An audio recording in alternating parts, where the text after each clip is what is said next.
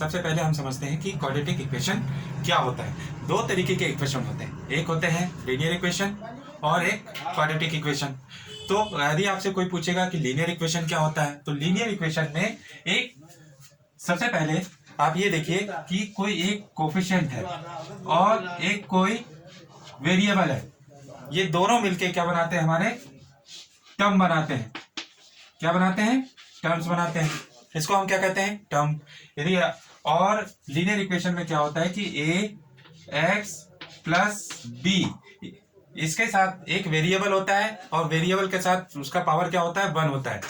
x के power 1 होगा तो वो लीनियर इक्वेशन है, और उसके साथ एक कोफिशिएंट होना चाहिए और एक नॉन वेरिएबल होना चाहिए इक्वल टू 0। ये हमारा कौन सा होता है? Linear equation. और यदि मैं बात करूं क्वाड्रेटिक इक्वेशन की, तो क्वाड्रेटिक इक्वेशन में कभी भी इसके साथ x के पावर 2 होना चाहिए। मतलब जो हमारा standard form of standard equation बनेगी, वो बनेगी ax² plus bx plus c equal to 0। मतलब स्टैंडर्ड फॉर्म में देखो, लीनियर इक्वेशन में और क्वाड्रेटिक इक्वेशन में डिफरेंस देखेंगे आप, तो लीनियर इक्वेशन में x जो इक्वेशन है वो सिर्फ उसके साथ क्या है? x के साथ पावर 1 है। लेकिन यदि आप स्टैंडर्ड इक्वेशन की बात करेंगे तो इसमें x के पावर 2 है और x के पावर 1 भी है, और प्लस c, ये नॉन वेरिएबल्स कहलाते हैं, a b c, और x और x क्या होते हैं? वेरिएबल कहलाते हैं। वेरिएबल का मतलब कि इसकी जो वैल्यूज है वो चेंज होते रहती है। और दूसरी चीज हम ये देखेंगे कि इसका जो कोफिशिएंट है x का शुड नॉट बी 0। जो x का कोफिशिएंट है, जैसे x² का जो कोफिशिएंट है वो a है, और वो शुड नॉट बी क्या होना चाहिए? Should not be 0।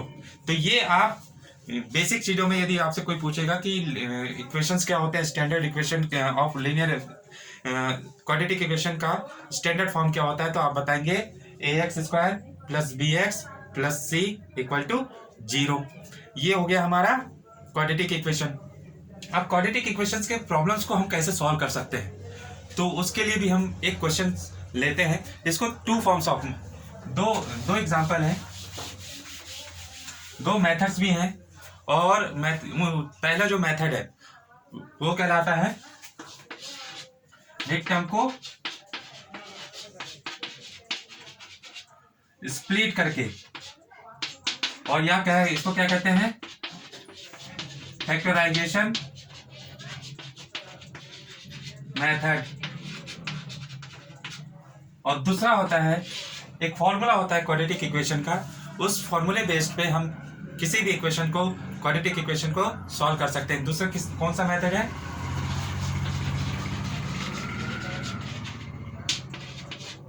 इक्वेशन।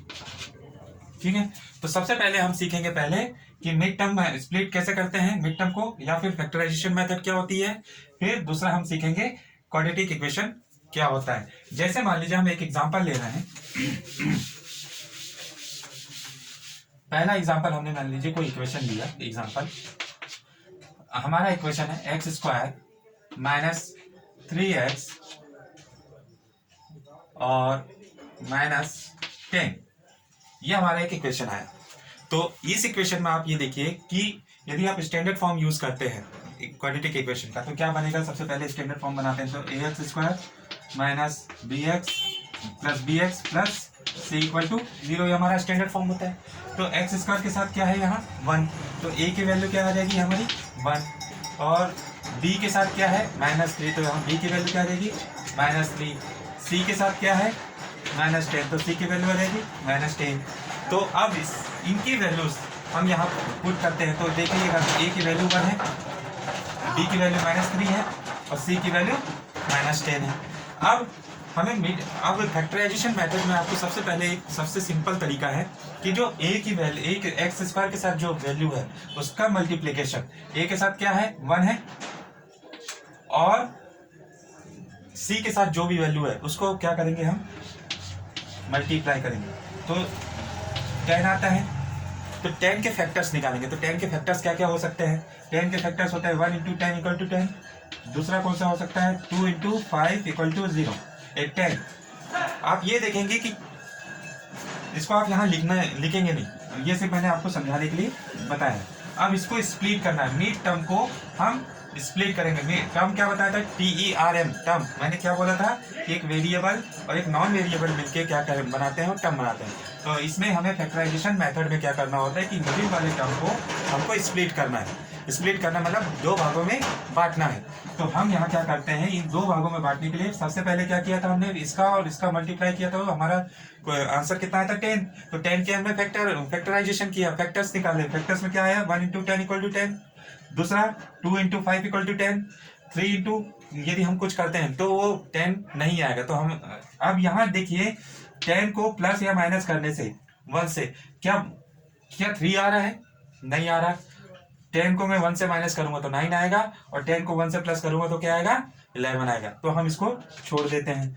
अब दूसरा देखो, 5 को 2 से यदि मैं माइनस कर दूं तो 3 आएगा? यस, डेफिनेटली आएगा। तो मैं यहाँ क्या करता हूँ, 5 और 2 से इसको मैं स्प्लिट कर देता हूँ। तो यहाँ एक्स स्क्वायर हो गया।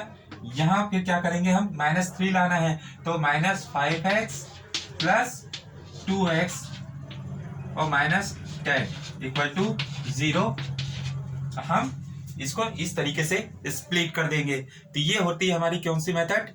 Factorisation method. और इसमें हम रूट्स निकालते हैं। तो रूट्स निकालने के लिए देखेंगे कि इन दोनों में कौन कौन सी चीज कॉमन है और इन दोनों में कौन कौन सी चीज कॉमन है। तो ये देखिए कि यहाँ से x और यहाँ से भी x कॉमन आ रहे हैं, और यहाँ से मैंने एक x निकाले तो बचा x, और यहाँ बचा 5 प्लस 2, यहाँ बचा x माइनस 5 इक्वल टू 0।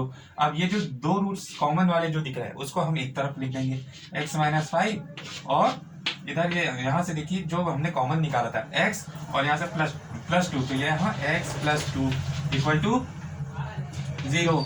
अब हम x की वैल्यू फाइंड करना चाहेंगे, तो दोनों रूट्स को अलग अलग हम सॉल्व करेंगे। तो सबसे पहले क्या करेंगे, हम x माइनस 5 की वैल्यू को रखेंगे इक्वल टू 0। तो x की वैल्यू कितनी आ जाएगी? 5। एक x की वैल्यू आ गई हमारी 5, और दूसरी है x की वैल्यू, जैसे मान लीजिए +2। दूसरा रूट हमारा ये है, इसको सॉल्व करेंगे तो x की